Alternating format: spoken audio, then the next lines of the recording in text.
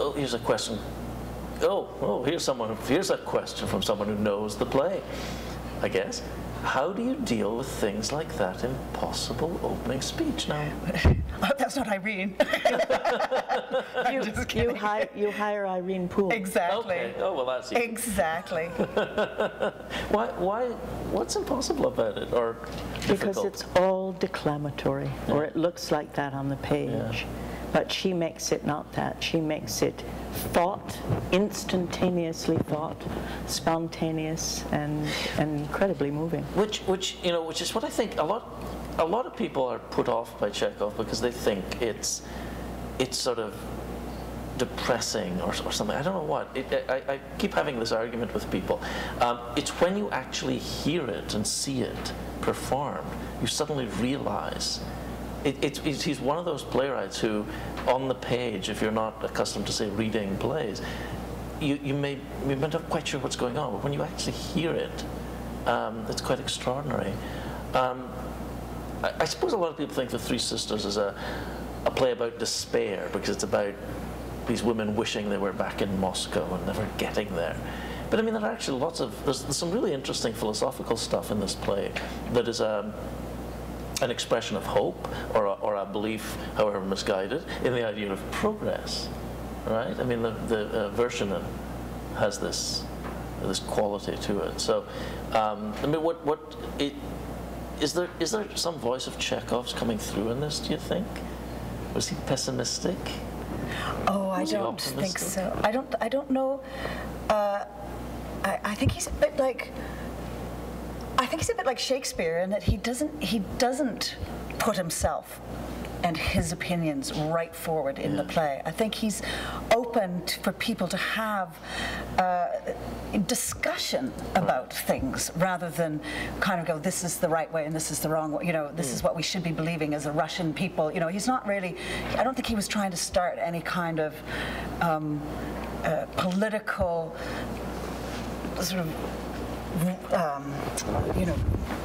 Attack or support of anything like that, and it seems to me it's much sort of subtler than that and more sophisticated than that in a way, and I think and what I'm really discovering in this rehearsal process is that people that live in despair, but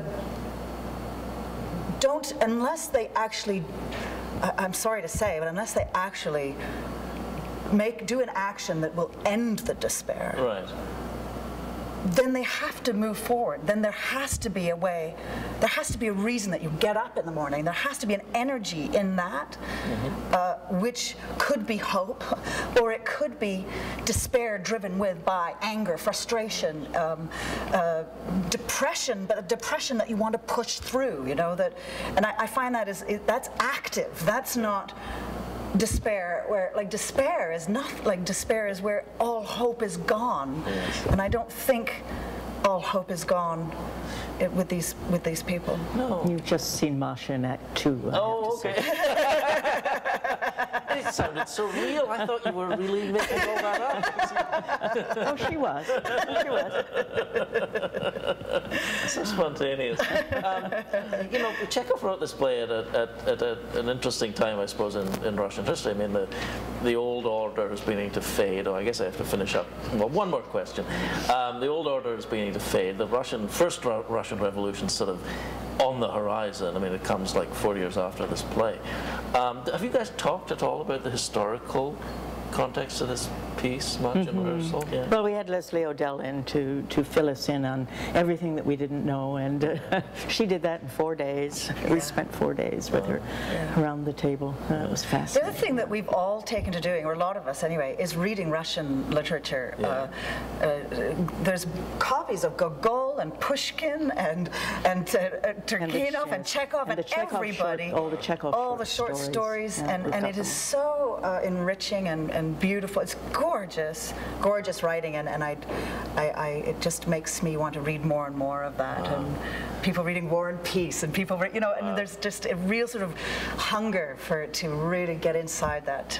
One of Lucy's greatest days was when she actually received Diary of a Madman in the mail, was Yes, it? I did. I loved it. Well, I guess you've certainly made us all want to see the show, that's for sure. Thank you both so much. Thank you, Martha David. Henry, Lucy Peacock. And you're just as nice as Anne Swerdfeger. Oh, well, I try. I do my best. Now, before we go, I do have one thing to say. For those of you who subscribe to our Webcast email list, we're going to be sending you a survey with questions about the webcast.